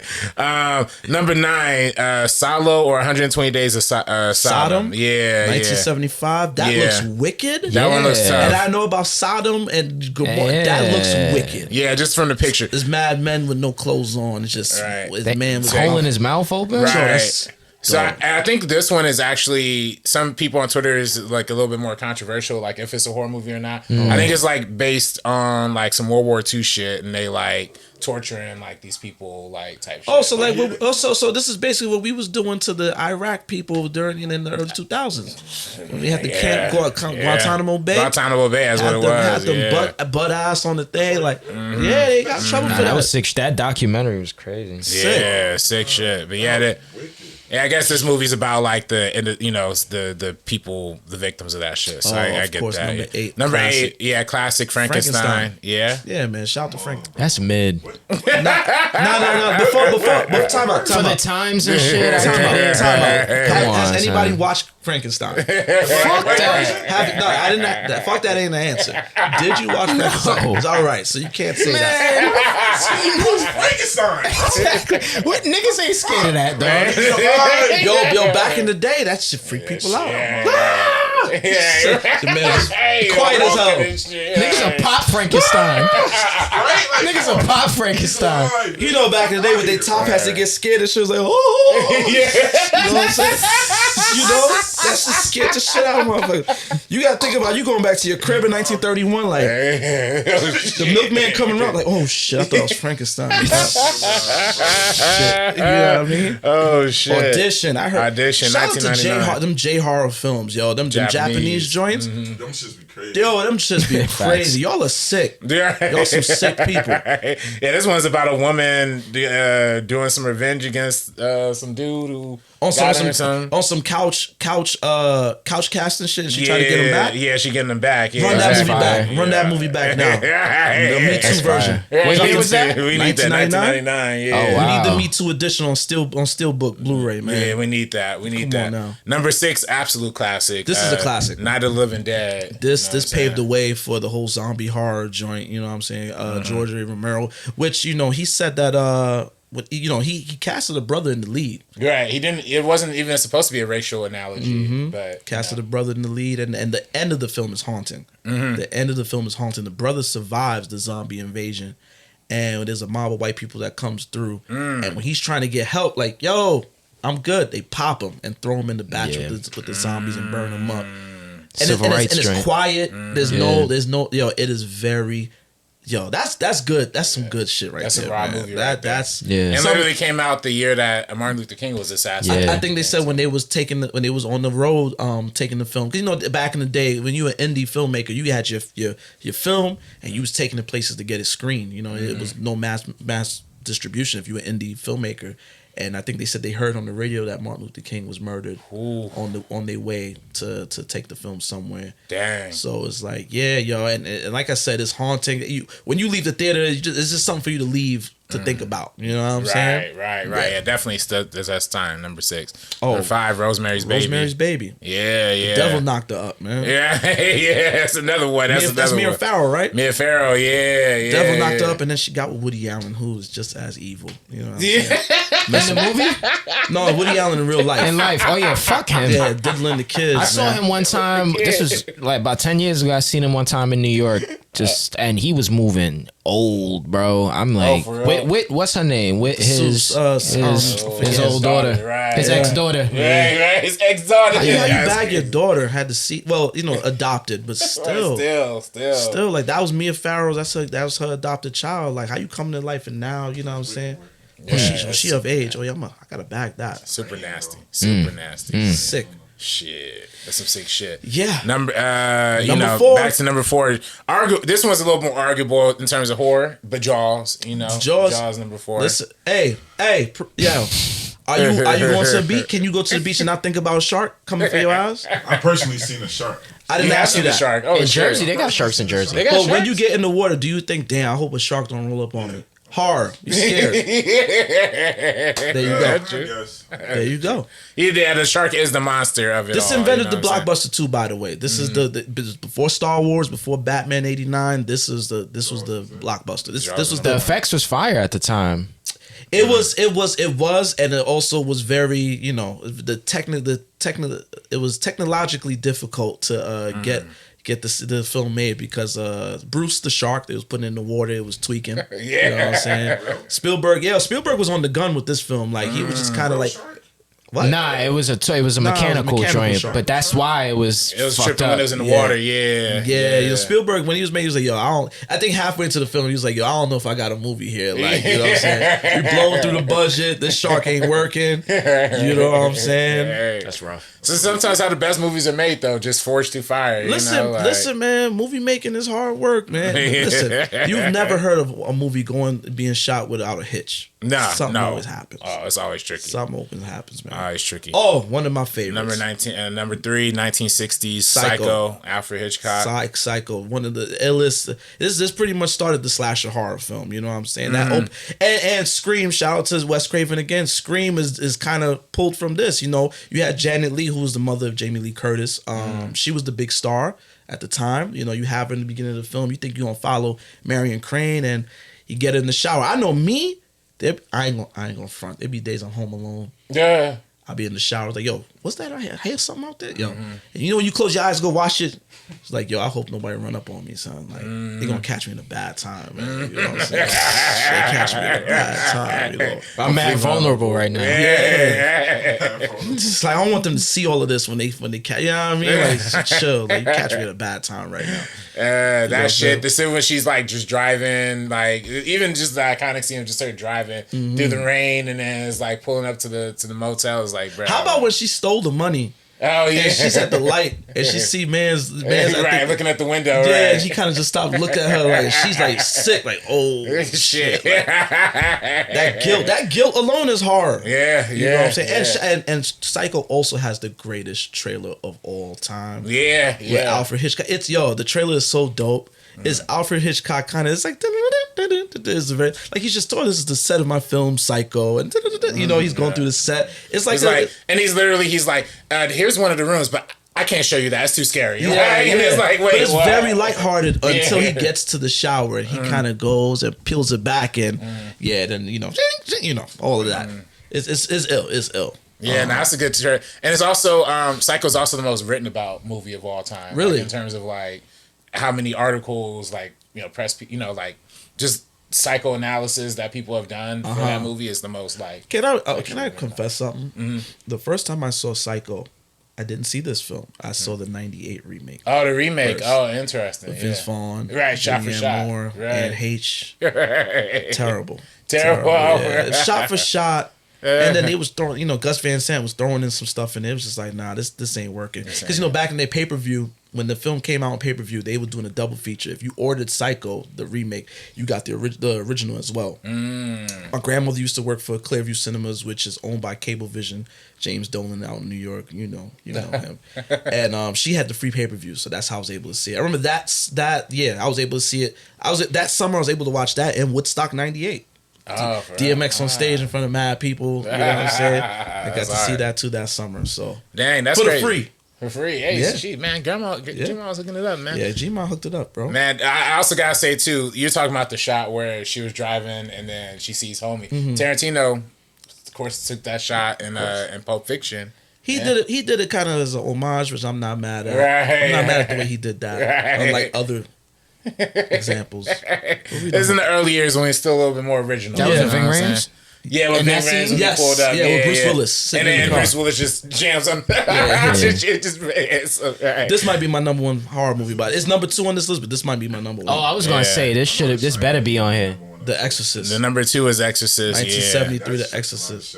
Yeah. Yo, The Exorcist. It's so crazy because I'm gonna be honest with you. Exorcism horror in the year of our Lord 2024 does not hit because it's literally cut and paste, rinse and repeat. It's the same beats, but in 1973, you seeing this shit for the first time? Oh. Like it just alone the Reagan with the face cut, the head turn. Right. The head turning backwards was crazy. Her with the crucifix jamming her joint is crazy. Right. Yeah, it's that's just sick. Yeah, it's just. You never seen the original? Oh, Pree. On your flight, watch it. Like 2000s, I think it came out in 2000. The second one, the Exorcism of Emily Rose. No, it's not. It's not the same franchise. It's an exorcism film, but it's not the. They put Exorcism back in theaters around time when we like. Oh, The Exorcist came back in theaters. Yeah, I think for the 25th anniversary, it was 98. Yeah, I remember that. Yeah, it was 98. Yeah, they brought it back in theaters, I believe. I remember Mommy told us she went to go see Exorcist. She said she ran home from the theater. Yeah, the original. Oh, for real? Running home with some 70s ass platform shoes is crazy. Yeah. She probably had some kids on or something. She was like a teenager. That shit really like unnerved a lot of people during the time that it came out. Yeah. And just behind the scenes stories like that film was cursed. That film was cursed. That film was cursed, man. If I watch it today, it's still scary. Yeah. I mean, it depends on what scares you, brother. Drag Me to Hell. That's a good one. Drag Me to Hell. Right. Shout out to Drag Me to Hell. I just got the email that my 4K is on the way from Scream Factory. Shout out to y'all. That's a great film. Sam Raimi is really it's typical Sam Raimi. It's funny, it's silly, but that old lady was. I went to go see an advanced screening of that at Lowe's 84th Street, and it was so loud. Oh, sorry. It was so loud. Like, the jump scares was crazy. It was crazy. Smoke a blunt and turn the lights off and watch the original Exorcist, man. Just watch it. No distractions. Yeah, don't be on your phone. Yeah, you don't get. I'm trying to get engagement. Don't be on your phone. I'm trying to get engagement. Don't be on your phone. You gonna see the gradual That's number 1. Shit crazy. And they put Texas Chainsaw Massacre. number 1. I ain't gonna lie. Them joints. The one that came out in high school that we went to go see. That shit was crack. Yeah, it's good, but those are the scariest. It's for the ass shot. You know what I'm saying? That shot. That tracking shot right behind Shorty with the Daisy Duke shorts. It's scary. Like suspense and horror. I say it's a horror movie for me, but I say it's suspense. You say it's a thriller? Thriller, suspense. Yeah, because it's no jump scares really and stuff like that. There are, but it's really we're really there for the gore. Would you say Misery is a suspense or a horror? Oh, Misery is definitely a suspense. She's just Misery's not a horror movie? With Kathy Bates, right? Yeah, I mean, if you think about it, you put in a scenario where like you King. You trapped on the bed, you can't go nowhere. Bro, she was scary, dog. You ever seen that movie? I never seen My grandmother used to love that Yeah. movie. She loved her character, She bro. watched that movie? She loved her character. Yeah. She's like, this woman is good. I love this woman. I was like, Yo, grandma. whoa, grandma. Yo, it's good, huh? 90. Early 90s. 92? 90. 90. Damn, I was I born think that Kathy year. Bates won the Oscar for that. I was born that year. That's great. That movie was crack. R.I.P. to James Caan. He yo. killed that. Yeah, he had the feet on the board, and she just Bruh, she came. Y'all gotta. Fam, she put the hit block. the shit with the. Yo, cause he was he was a writer. She was a super stan, like groupie super stan weirdo. Tell me real quick. So just think of every sitcom. Yo, Think of every sitcom. No, what? you would have. But he was sick. You're That's what sick. he asked. You're sick, dog. He asked if y'all like him. He said, Did you take the honey pack this morning, bro? Why are you talking about hitting everything, dog? I would hit some of these hard bitches. This is Not Kathy Bates. You probably would, but You would not take me. down Kathy Bates? Yo, you know what? If you want to take down Kathy Bates, sidebar. If you want to take down, go see About Schmidt with Jack Nicholson. She butt ass in that movie, dog. Oh, no. You might need to see that. She always fucking BBW. Yo, BBW. Yo, Pree. He was an author. Yeah, hold up. But no, I'll say my bad. Oh, my One God. second. Just think of every sitcom that kind of had that episode that somebody was obsessed. Like Wayans Brothers got an episode like that. Yeah. Where somebody was obsessed with Marlon. Yeah. That's based off Misery, basically. Yeah, and she got it. She caught him up in a car accident, kidnapped him to take him to the house to get him well. As he wakes up, she's like, "Yo, I got your books, like here. And matter of fact, I got you a typewriter, and you could sit here, and you could get well, and you could finish writing, but it's in the middle of nowhere." And she's just like tormenting this dude and terrorizing. This one scene where he's laid up, he's paralyzed. She puts a block in between his inside ankles, and just takes a sledgehammer. So his feet like, hanging there. What's up with her? She a stand? They show it. Denying her or something like. She was just sick in the head, bro. He couldn't just get good with her like y'all. He was trying. No, you gotta see how he got away. Like, it's an amazing movie, bro. Misery. Shout out to Kathy Bates. Yeah. Shout out to Kathy Bates, who's retiring when she's done with Matlock. She said with Matlock, for real? whenever Matlock ends on CBS, she's gonna retire. I know that. Good for her. Good for shout her. out to her. She's a real long career. Just in that Tyler Perry movie, The Family That Prays. That was good. She is. Yeah, that was actually the one Tyler Perry movie that I was like, yeah. Waterboy's mother. Oh, okay. Oh, yeah. Foosball. Yeah, exactly. Yeah. Speaking of CBS, real quick. A real one. The whole family are real ones. Damon Wayans and Damon Wayans Jr.'s new show Papa House premieres tonight, October 21st on CBS. Oh, good. So by the time you hear that, it'll be out. Please support it, man. They've been doing a lot of press. Please support it. The Wayans family is royalty, and I feel like they still get pushed to the side for other people. You know what I'm saying? I think we as a culture, we recognize them, but I feel like a lot of people, Marlon was on Shannon Sharp's podcast, and it seems like people did not know how influential they was in comedy and in entertainment as a whole. And it's like, come on, son. Come on. Yeah. Scary movie, but they stripped them of that. Yes, that's a lot the of Weinsteins, freaky ass Weinsteins. That they created that spoof shit, man. Don't be a menace. I know kids that in my age group, black, white, that just when you was in high school, you watched that movie because it was like just stupid ass humor. Yeah. They're legends, man. I actually know Don't Be a Menace, like drinking the juice. I knew that one more than I knew like the actual Menace to Society. You know? Really? Yeah, growing up. But what spoofs was out in that year, during that year when they was doing it? Like they really did like bring in spoofs though. Like, you had Top Gun. Scary Movie came out, then you started seeing other spoofs. Yeah, that's it. They took their IP, the dance movie shit, all of that. They kind of took their IP and went here with it. Even though the drink with Kevin Hart and what's my man Anthony Anderson, that Scary Movie shit 3 is hilarious. The scene with Brenda's funeral. That too? Yeah. Oh my When he was slapping the dead body. That shit was funny, son. That was one of Kevin Hart's best. Yeah, definitely. But that's another episode. Kevin Hart was in Paper Soldiers? Yes. He was the star. That was his first movie. He started no off with shit. Rockefeller. Listen, we gonna talk off camera. We gotta set up that Rockefeller telling you. cinema episode. Facts.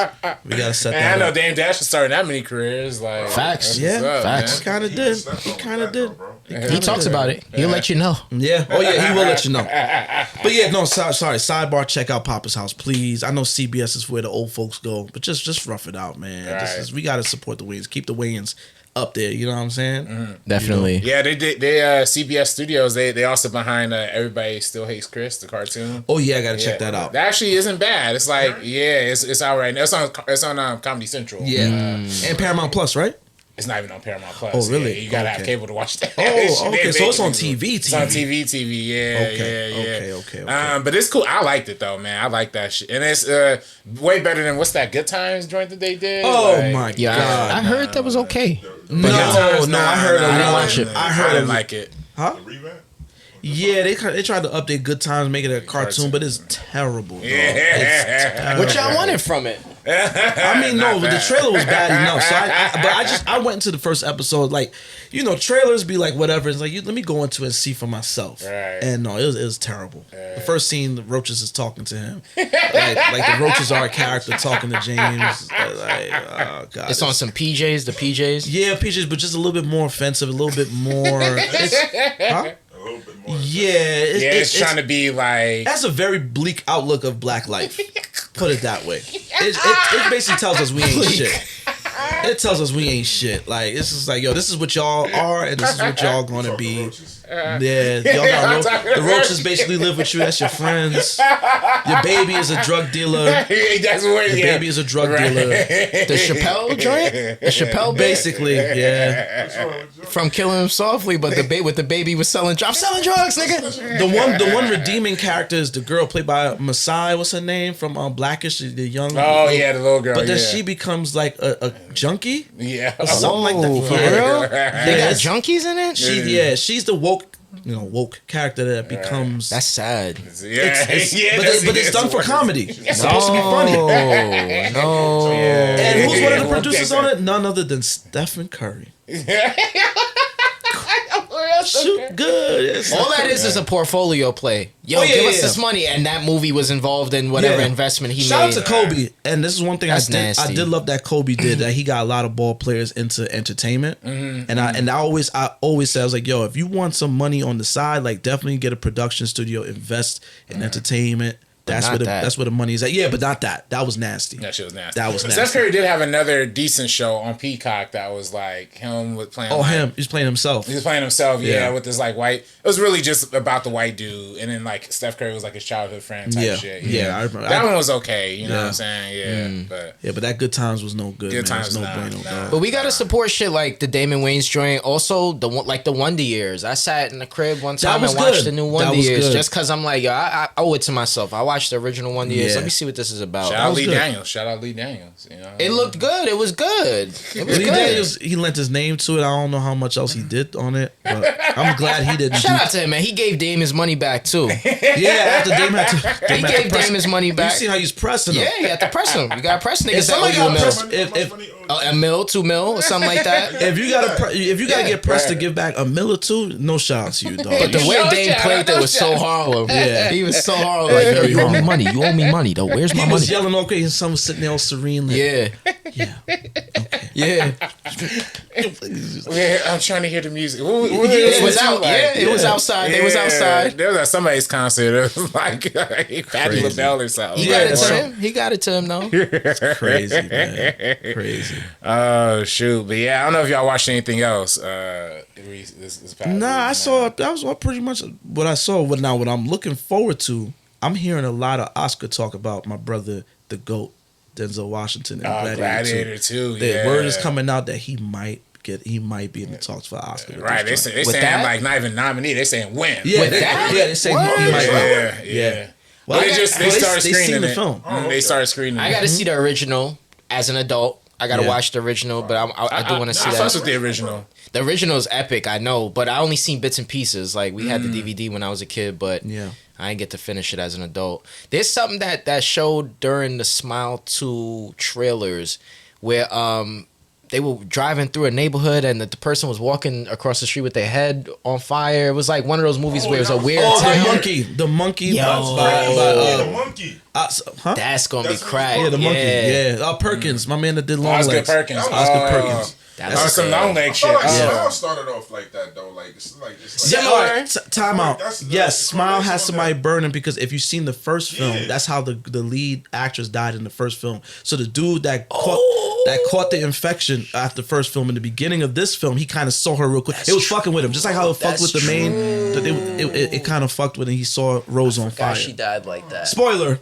No, sorry, RB. That's all good. I'm gonna still peep it. Right, cool. No, that's crazy. Yo, okay, damn, y'all give me excited. See, I didn't even see the trailer for the monkey either. I was kind of saying, yeah, they just dropped the trailer. It looked crazy. All I know is I seen a scene where the lady who had the stroller, and the stroller, whatever was in the stroller, was on fire. The baby is barbecuing in the stroller. Damn. Man, they killing kids. They killing kids a lot in movies nowadays, man. They're not giving a fuck. How horror is back. Remember Halloween ends. The beginning of Halloween ends when your man fell off the.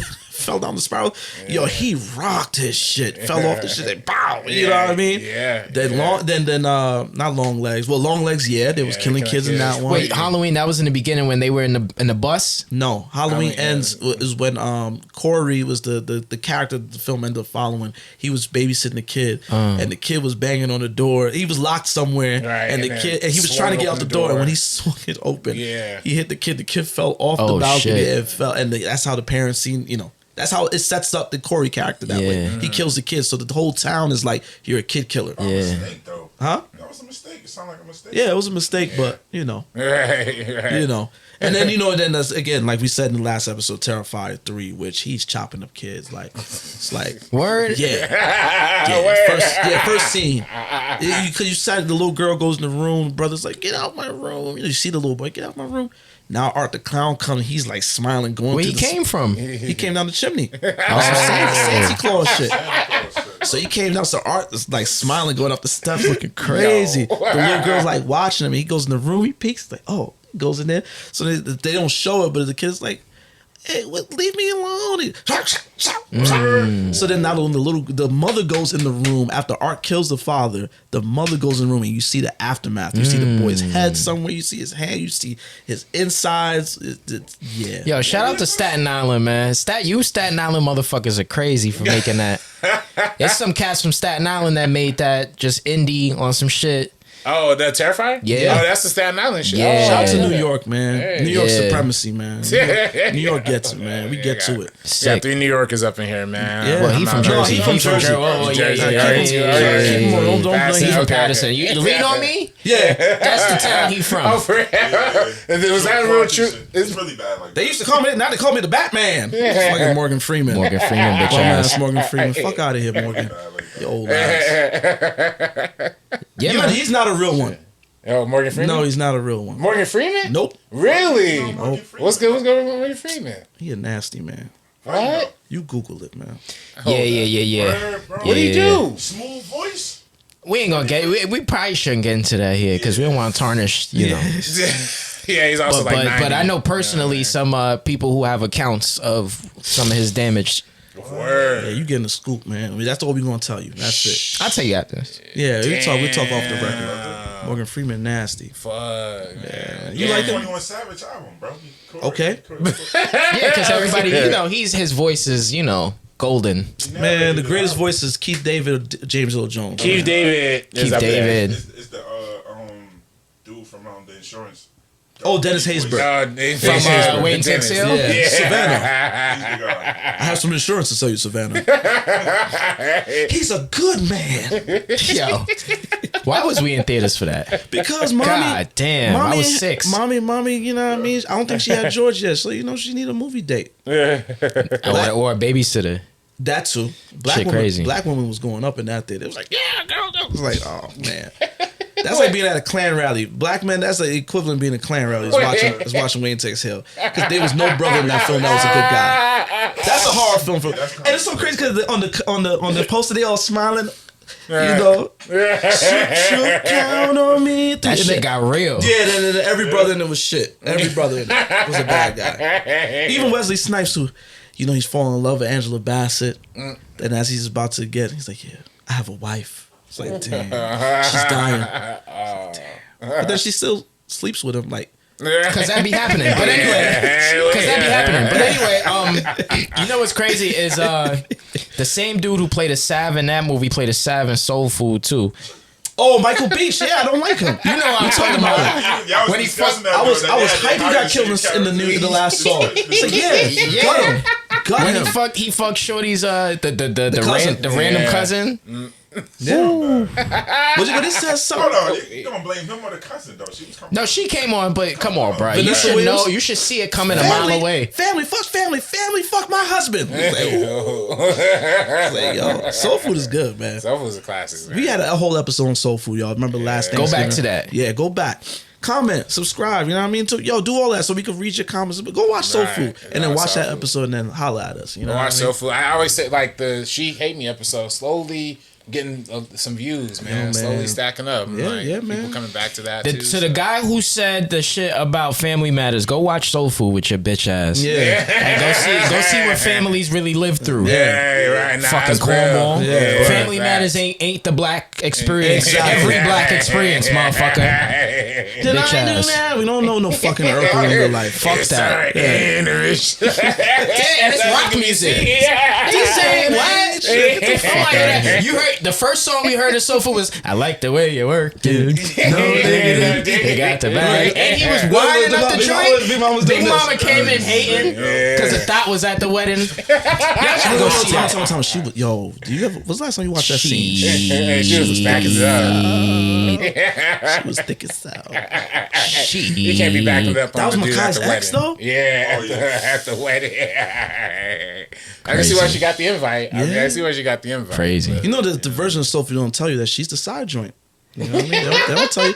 You know how real shit go down, man. That's the side. He got married. I be thinking there's a lot of movies like that where if you get older, you like. I can see why people in the theaters was probably tripping over this because there's probably something here. Yeah. Yo, I did just start Power. Just start watching Power. Oh, man.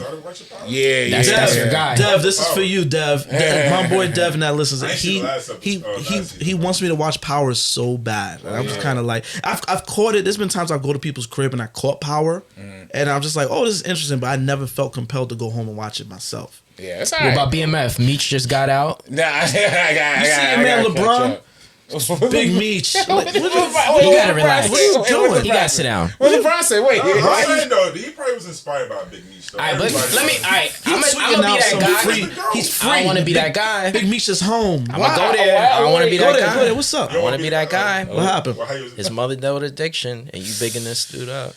Yeah, you a sicko, bro. He inspired the hood, though, bro. Every little kid. Inspired was what? Every little kid. Get money. Hey, I want to be that guy. Time out, yo. I get it, but you smart. Be smart. You here you are. You know how I was inspired to get money? I'm from the hood. You know how I was inspired to get money? Go to NYU, go to film school. That was my thing as a kid. It was but Jonathan, you gotta. It's context because we was inside. It's context. Yes, but I'm talking about you can't. I'm saying that I can't go with he inspired the kids in the hood. Like that's not everybody's experience. Some people that is though. Keyword some. That's not everybody's experience. So it ain't LeBron's. But so if you growing up like in the hood and you on the corners, you watching the real rock stars, they come. Yeah, and you hear about Big Meech. I tell you, you're like, damn, I want to. I tell you, trying to be like him. I tell you what the drug dealers inspired me. They got fly.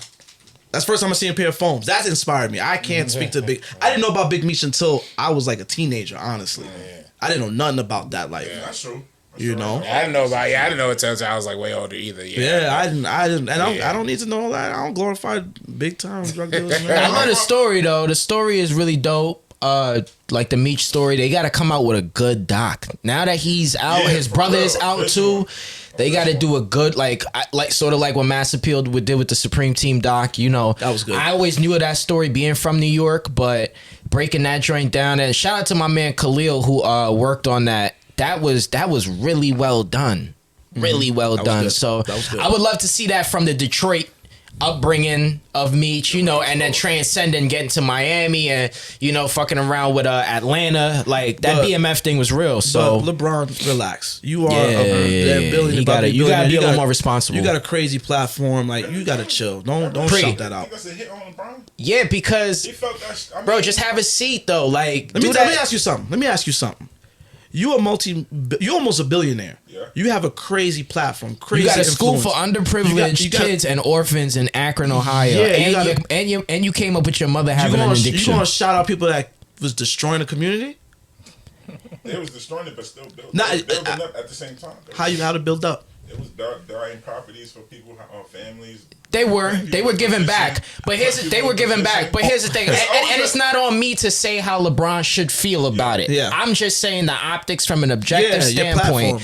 It's like, yo, all right, celebrate that on the side. You could hit Meech. Yeah, right. You LeBron, you could hit Meech. Yeah. Just be careful. Be careful. Be careful with that, because then it's kids that look up to you who don't like that type of shit because they see what it did in their household.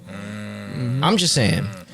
That's a lot of that's real, because there definitely is way more like glorification of like OG gangsters, which are, for some people is definitely there, but like when they had that whole like free Hoover, free Larry Hoover type shit. Your boy Kanye. Yeah. And Drake, that looked like he was suckered into that. Yeah. Say again? I said Kanye understood. He said, "Where we from? The dope boys is the rock stars, but they can't cop cars without seeing cop cars." Yeah, that's the bars, but I mean, it's Kanye's mother was a professor, and his father was a scholar also. He don't. Right. Yeah, in the South Side, but he was not in the South Side of Chicago too. Influenced, but it's more influenced by your friends. You still exposed to the shit, but I think Kanye chose up on some and you gotta remember, there's a lot of street ties to the industry, so a lot of time you bestow some of this shit just being in music. Yeah. All right. But it's like some of the stuff is too sensational. You got the white boys, free Larry Hoover, wearing the shirts, that was nasty. That was nasty. And again, your boy Drake looked like he was suckered into that. He looked like he didn't want to be there. There's a lot of I would and the only reason I talk like this is because we come from New York, where there's a lot of street legends, and you see some of these dudes get out, and I've seen interviews of guys that have gotten out on the internet that did real time in some of these like max federal prisons, and that shit, as much as they're happy to be out, they'll get a new pair of shoes, they'll put on a chain, do an interview, but you get to hearing about these dudes and their families, and it's like, oh, well, yeah, my daughter, but we don't really talk that often. It's a lot of they fucked up a lot for themselves and their families and other families and households, so we got to be real careful about what we glorifying and lifting up. Like, real talk. Exactly. We happy this man got his freedom. I hope there's a rehabilitation road similar to Wallow, 267, and guys like that come out and make a difference, because now that's what you pay. You got to pay it forward in that way. I hope. We hope. And you're going to get, I think it's going to be hella media on them, though, bro. But see, this is why I'm saying LeBron, and we don't got to keep going, but I'm just saying, LeBron, call him. Yo, I got this foundation. Let's get busy. You don't think his legal team will appreciate that? Yeah. But you on Twitter, cloudy, free Big Meech. That ain't doing shit. Trying to ride the wave. That ain't doing LA shit. Cloud chasing. Nah, don't say that. That's my nigga RB, man. No, time out. RB is my guy. Yeah. But y'all be cloud chasing down here. That's what I'm saying. Shout out to RB, man. The man. majority of folks do cloud chasing. Yeah, man. And I love LA, but I'm just saying, man. Y'all still be cloud chasing. Nah, but listen, it's also too LA has a long history of gangster, gang affiliations type shit, especially OGs and shit. I remember when I had to Google it too, when that dude Stanley Williams. Tookie. Tookie. Yeah, I was just about to say Tookie. Yeah, exactly. Yeah, that was a big deal. That was a big deal. Back in the day, I remember that. That was a big deal. It's shit like that just they perpetuate the legendary status. And by the way, Tookie ended up dying young. He was 51 when he died. So it's sometimes it's shit that we glorify, and sometimes it's shout out to Back on Fig. I watch Back on Fig. Y'all watch any of y'all on Back on Fig? Back on Fig is heavy LA network, but and it's a lot of these dudes that we glorify in the music industry that's from the streets that still get busy. Yeah. That we don't know of. Oh, for sure. It's a lot we don't know. They still getting busy out here. But anyway. We haven't seen movies on topics like this in a while. I feel like White Boy Rick. That's one of the last films I remember seeing that kind of touched on the street culture, the street drugs. And he's a fed. He ended up he snitched. He snitched. But see, that's what Hollywood glorifies. Yeah, you know what I'm saying? Yeah. I mean, American Gangster. Frank Lucas. Person unsnitched. Yeah. Yeah, and they living in Wyoming under a different name or some shit. Donnie Brasco. Donnie Brasco. He was a fake, But he was a cop. But he got in too deep though. He was Yeah. really doing that. Speaking of In Too Deep, remember In Too Deep? Fire. You not Jay Reed? What was it? Jay Reed. You're not a cop, Jay Reed. You're not a cop, Jay Reed. You're not a cop, Jay Reed. Now to see when they pulled him into the office and my man from Clockers and all of that, the New York dude, he was in Flatbush Misdemeanors. Yeah. I forget his name. Yeah, oh my gosh. Yeah. Legendary. He was like, yo, Shorty said he said that was all improv. Oh, really? Shorty said he she said he locked locked her brother. I was just like, you a cop, Jay Reed? He's like, nah, I'm not a fucking cop. You remember in the office? Yeah. He was like, yo, stop yelling in my office. That was classic. Jay Reed had the Stevie Wonder aim. He did that on purpose too. On purpose. It came out the shit. That was a good ass movie, man. A little cheesy. That the hairpiece they had Omar wearing was great. That was some Tyler Perry wig shit, man. That was nasty. Oh shit! In Too Deep was good, man. LL Cool J with the pool stick. God. Oh man, love it. He was wild, man. That was sick. That part was sick. Shout out to LL Cool J. He's a real Hassan one. Campbell. That's his name. Yeah, Shout he out was Hassan in The real one from the Bronx. Light skinned dude. Anyway, Hey, man. See, this is why I'm in the studio. When you got an audience, man, they just feel like now they feel like you part of the show. Fuck out of here. Listen to the show like everyone like us, man. That's how he from Staten Island, man. All right, we ain't talking He now. from Staten Island. Now you know about the Bronx all day. Bumbada, whatever that Bumbada shit is. Africa Bambaataa. Bumbada. See this white Hey, yo, let's move on, Yeah, son. come on, son. This is the Jersey Cats, man. Yo, what the fuck? Yeah. Bambaataa. What the hell's a boombada, man? I don't pay attention to something no more. Yeah, I bet. So yo, man, this has been fun, man. This is episode 30 with your boys. Episode 30. Mr. Marin, you can catch me on Twitter, Instagram, MrMarinKnows, MrMarinKnows. Also, Real Talk Film Society on YouTube and Instagram, REEL Talk Film Society, RB. Let them know where they can find you. You can find me on Twitter and Instagram at Director RB3, and crowdfunding is still going. So make sure y'all getting that. You know what I'm saying? What's going on? Talk to him a little. Tell me about it if you're on my own mic. Yeah. Well, I talked about it last part a little bit too. But yeah, we trying to raise money for a little anthology series talking about Tales of the Hood. You know what I'm saying? Okay. Trying to do a little anthology situation. We're trying to raise 20,000. You know what I'm saying? I got something for you. We gonna talk. We gonna talk off mic. Yeah, let's talk it's off mic number. Off mic number. Yeah. All right, so let OOOCHILD, let the people know where they can find you, man. Yeah. Find me on Instagram at DJ OOOCHILD, DJOOOCHILD. Happy belated birthday, by the way. Thank you. Yeah, definitely came to LA to celebrate my birthday. I appreciate RB always just being gracious, man. I love this spot, and I just want to say on mic, man, you got to bring your ass to New York, bro. I got to. Listen, man, if you got a week in December, we got something going on December 14th at Xanadu. It's a huge roller skating club out in Bushwick, like down the block from our studio. So we gonna get busy. We gonna have a good night. I would love for you to come out. Yeah, word. Just be in the city, man. We gonna show you a good time. But it's always a pleasure being here. This is a rare opportunity. We have a studio audience member. Let's see if the audience want to ask us a question. Do you want to holler at us? You want to ask us anything? Ask you a question. What's up? The mic is kind of close to my face. I don't have no questions. All right, cool. Let the people know where they can find you at. Where the people can find you. All right, hold on. Let me see. All right, you can find me on Instagram, _.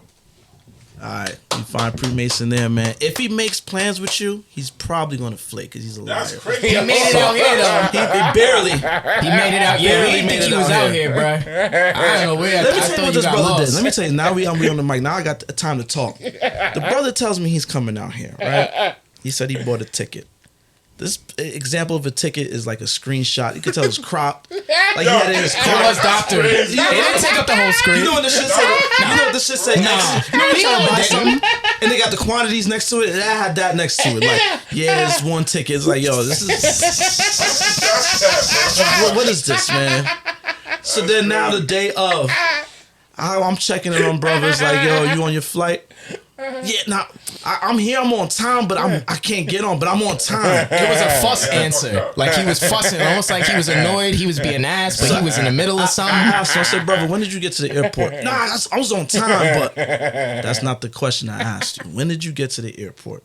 He thinking he's like catching the bus. His flight 11 o'clock. He showed the airport 10:50, right? Basically. Damn, son.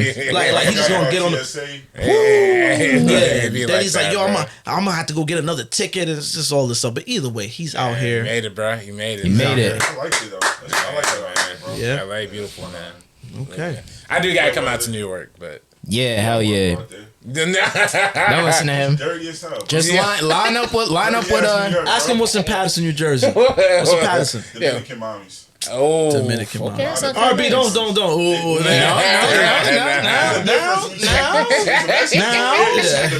Dominicans over there. now. That's all you could do in Patterson.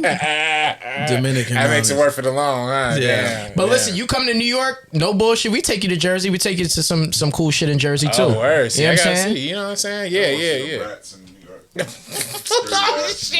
We need to set and we do an episode from the studio. Yo, now that's what we gotta do. Listen, that's what man, we gotta do. That's we what doing gotta this. do. Yeah, got to. Yeah, man, that's episode 30, y'all. So we'll see you when we see you. Peace. Coming soon to a theater near you.